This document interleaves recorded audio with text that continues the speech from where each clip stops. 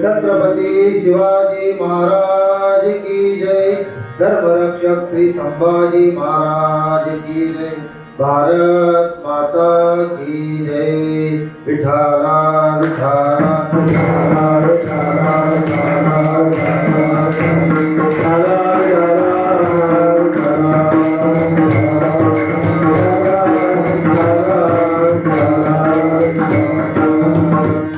नामतेचे रूप रूपतेचे नाम तेचे रूप रूपतेचे नाम नामतेचे रूप रूपतेचे नाम नामतेचे रूप रूपतेचे नाम नामरूप भिन्न नाही नामरूप भिन्न नाही नामरूप भिन्न नाही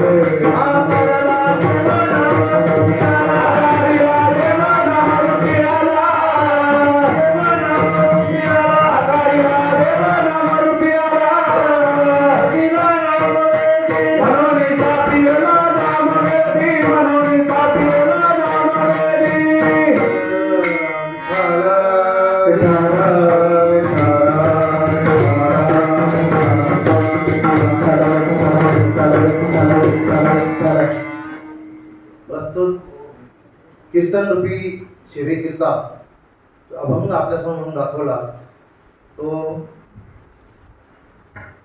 भक्त वत्सल बाल भक्त श्रीमंत श्री संत नामदेवराय यांचा 4 चरणाचा गोड आणि शुद्ध भाव असलेला नामपर प्रकरणातील नामाचं आणि रूपाचं महत्त्व सांगणारा असा हा गोड चिंतनी अभंग आहे। तर आज या ठिकाणी आपण ही सेवा का घेत आहोत त्याचे औचित्य व सांगणारच आहोत। त्याआधी आपण अभंगाकडे वळण्यापूर्वी एक छोटासा परिहार देणं अत्यंत गरजेचं आहे, महत्त्वाचं आहे। मी प्रदीप संतोष पवार राहणार हल्ली मुक्काम धुळे, असं माझं गाव अंबडनेर तालुक्यात आहे, रुंदाटी जळगाव जिल्हा तालुका अंबडनेर, हल्ली मुक्काम धुळे। गेल्या ऑगस्ट महिन्यामध्ये महाराजांचं माझं फोनवर बोलणं झालं आणि मी या हरिकीर्तन प्रबोधीचा एक विद्यार्थी झालो. आणि त्यानंतर आमचे गुरुवर्य माझे अध्यात्म गुरु आदरणीय मच्छिंद्रजी जिभाऊ वाडी भोकरकर यांच्याशी बोलणं केलं आणि या हरिकीर्तन प्रबोधी दीपक महाराज जेवणे यांच्याशी संपर्क करून तिथं आम्ही ॲडमिशन घेतली आणि या कीर्तन प्रबोधिनीमध्ये एक विद्यार्थी झालो. तसेच माझ्यासोबत माझे एक दुसरे गुरु आदरणीय नरेंद्रजी महाराज माडी सर, माडी गुरुजी, तेही या हरिकीर्तन प्रबोधीमध्ये गेल्या 20 तारखेलाच त्यांनी पण या ठिकाणी प्रवेश घेतला. माडी गुरुजींबद्दल थोडं 2 शब्द बोलतो. माडी गुरुजी हे आमच्या धुळे जिल्ह्याचे एक वैभव आहे असं म्हणत काही हरकत नाही. ते जवळजवळ गेल्या 15 ते 16 वर्षापासून कीर्तन करत आहेत. बघा ज्ञानाची भूक किती मोठी आहे. 15-16 वर्ष कीर्तन करतायत. 5 ते 7 सप्ते त्यांच्या मार्गाने चालतात. आमच्या मागे 5 ते 7 सप्ते चालू आहेत. तरी सुद्धा माणसाची भूक कशी असावी त्याचं मूर्तिमंत उदाहरण म्हणजे आमचे गुरुवर्य माडी सर आहे.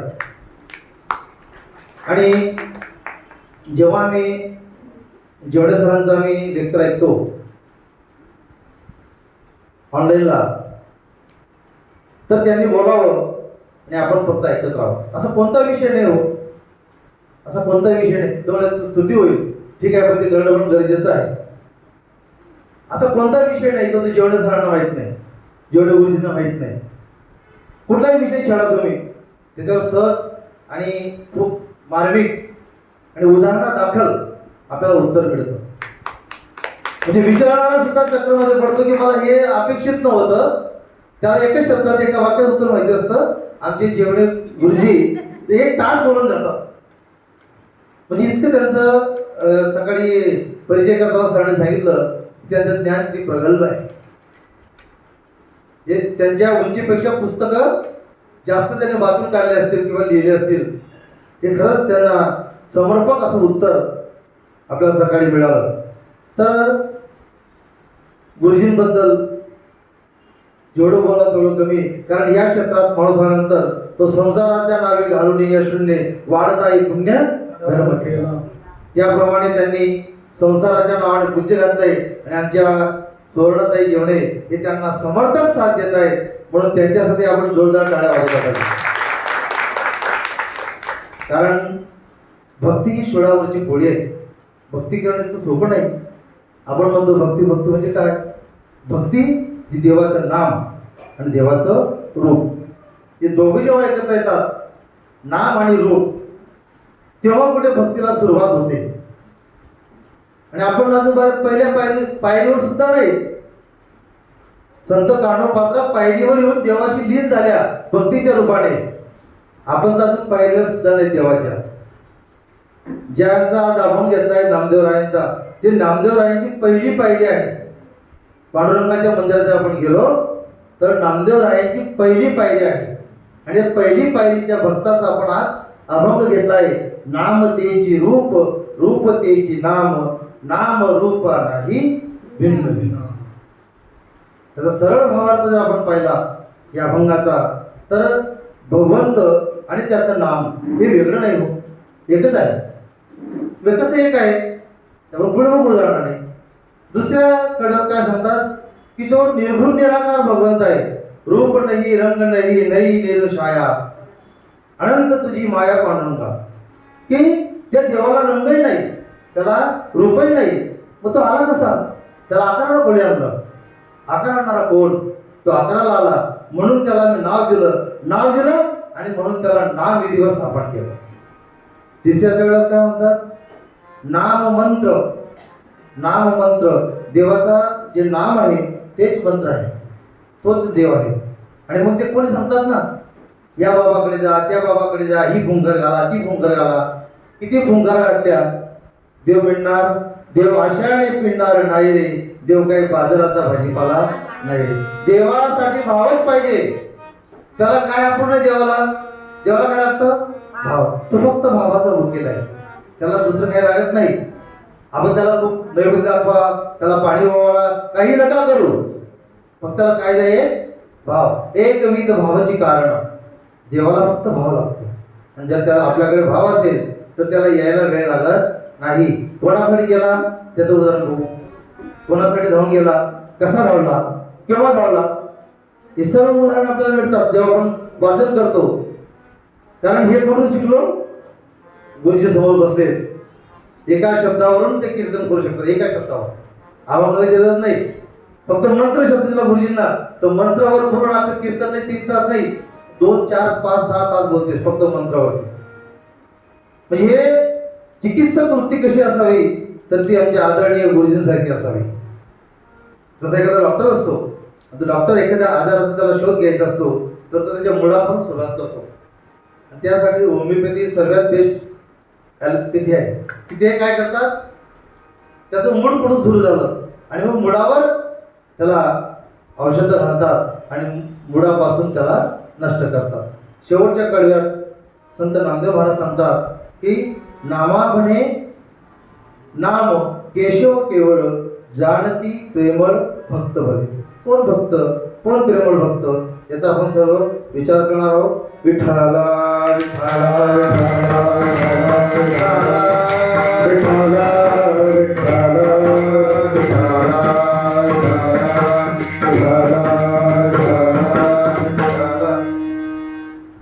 भगवंताचे नाम आणि रूप. रूप आणि नाम हे वेगळं करता येत नाही. जसं समुद्रातल्या लाटा आणि पाणी, लाटा म्हणजेच पाणी आणि पाणी म्हणजेच लाट. लाट वेगळी नाही आणि पाणी वेगळं नाही. परवा एका युट्यूबला मी एक कीर्तन ऐकलं, सोनं ते सुवर्ण आणि त्याचे दागिने, त्याचे दागिने म्हणजे समजा कर्ण फुलं कानामध्ये असतात, हातात अंगठी असते, गळ्यात चैन असते. महिलांकडे ते त्याचे दागिन्याचे प्रकार भरपूर आहे. दागिना आणि सुवर्ण, समजा आता माझ्याकडे अंगठी आहे, मी तुम्हाला अंगठी देऊन टाकली, पण अंगठीचं सोनं काढून घेतलं, अंगठी तुम्हाला देऊन टाकली, काय फायदा होईल? त्याप्रमाणे देवाचं नाव आणि देवाचं रूप हे दोघं एकच आहे. एक दृष्टांत सांगतो म्हणजे लवकर लक्षात येईल.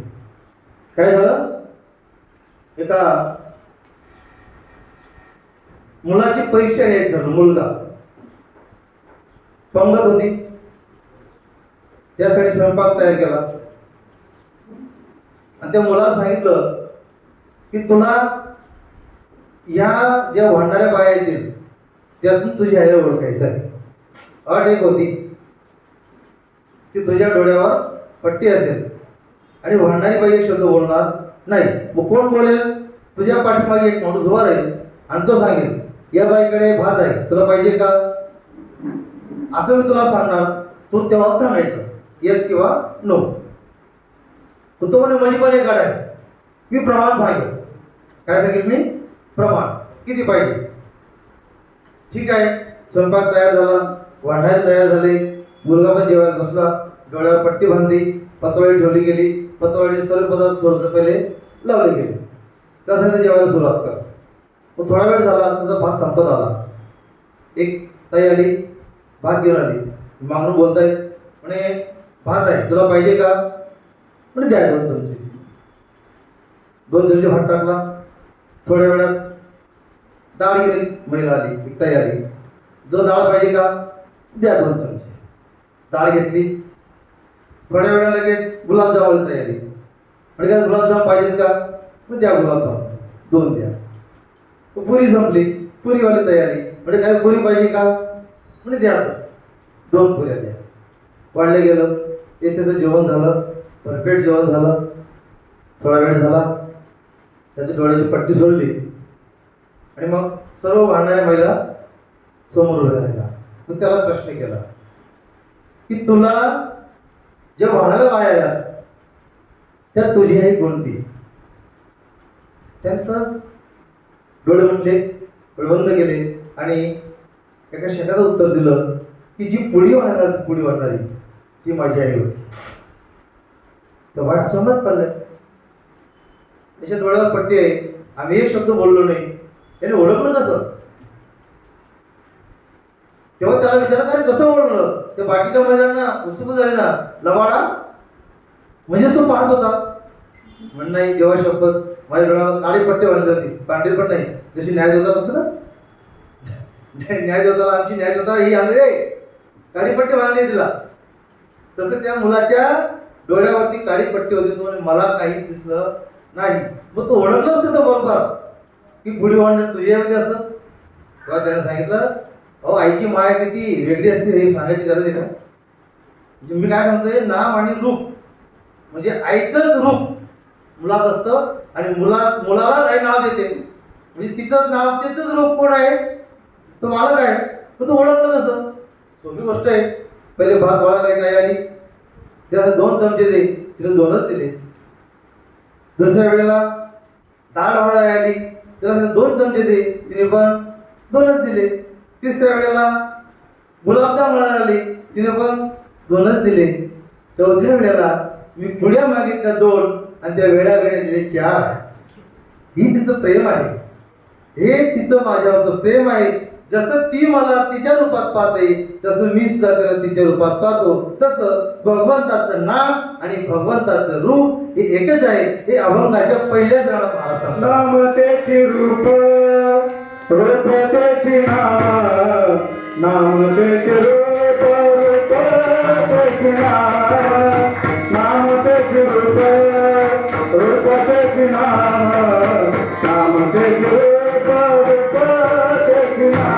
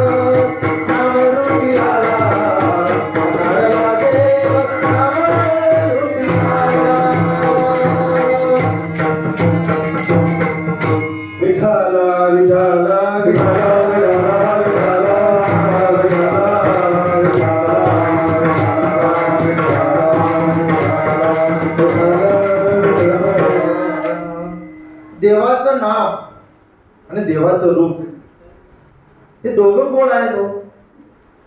दोघं गोड आहे.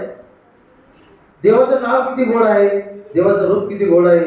अमृतावनी गोड नाम तुझे देवा. अजून एक प्रमाण आहे महाराजांचं, गोड तुझे रूप, गोड तुझे नाम, देई मज प्रेम सर्व काळ. असं म्हणितलं का आजच्या दिवस? असं आजच्या दिवस असं नाही, सर्व काळ. जर तुला प्रेम सर्व काळ पाहिजे आहे तर तू देवाजवळ कसा पाहिजे? मग जेव्हा वेळ मिळेल तेव्हा. भारत माझा देश कधी कधी नाही हो. भारत माझा देश आहे कसा? सर्व काळ. तसा देवाजवळ मी सुद्धा सदैव सर्व काळ असला पाहिजे, तरच त्याचं प्रेम मला मिळेल ना. मग कोणाला भेटलं असं प्रेम? कोण आहे? या सर्व भक्तांमध्ये श्रेष्ठ भक्त भगवंताने अर्जुनाला मानलेला आहे.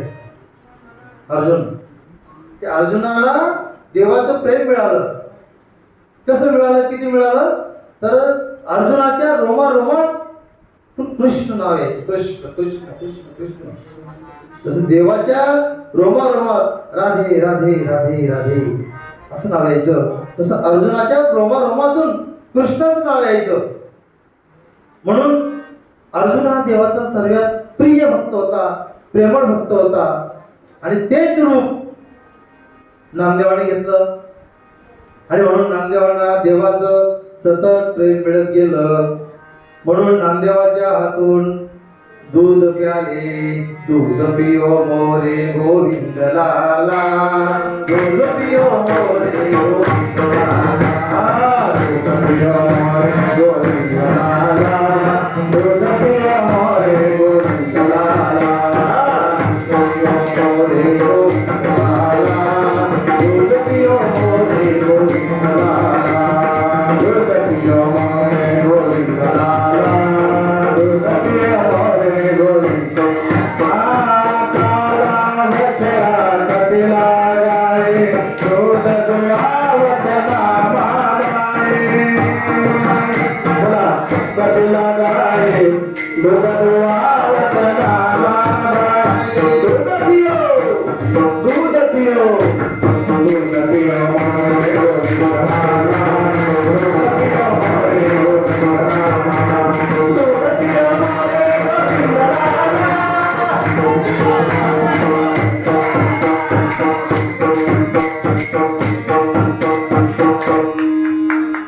देवाने आपल्या हातून दूध प्यावं, नैवेद्य घ्यावा, यासाठी आपली भक्ती पण तेवढी पाहिजे ना. आपली भक्ती कशी असते माहितीये का?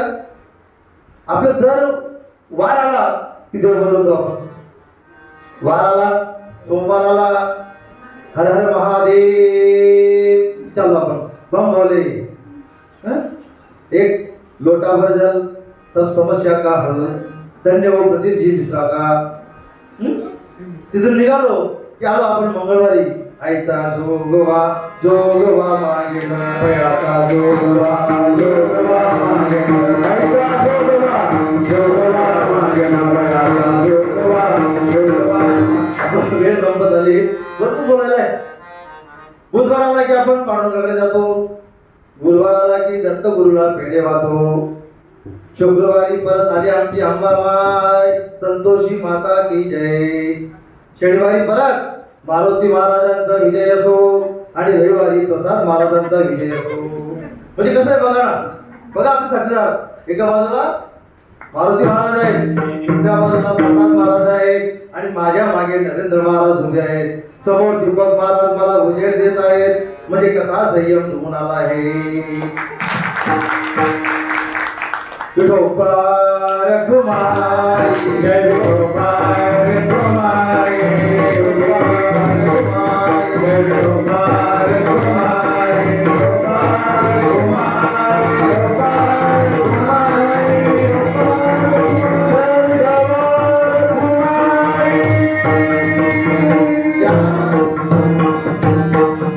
ज्ञानेश्वर माऊलींच्या प्रांगणामध्ये त्यांच्या अंगणात हा कीर्तन रूपी सेवा सादर करण्याचा योग ज्या दीपक महाराजांमुळे आणि हरिकीर्तन प्रबोधनामुळे या ठिकाणी जुळाला. म्हणून त्यांचे मानावे तेवढे आभार. खूप कमी आहेत. मी पामर काय वर्णू त्यांची वाणी. माझी वाणी इतकी छोटी आहे, परंतु माझ्या बुद्धीच्या जो काही असेल, वाक्यातलं बोललं गेलं असेल, तो माझा बुद्धीचा दोष आहे. जे काही चांगलं असेल ते आमच्या गुरुवरांनी दिलेलं ज्ञान आहे. आजपर्यंत त्या गुरुवरांच्या शाळेत झालो, त्यांनी मला हे ज्ञान दिलं, म्हणून त्यांचा आभारी आहे. या ठिकाणी मी माझं वाणीला पूर्ण देतो. रामकृष्ण ज्ञानेश्वर मावले, ज्ञानेश्वर मावले.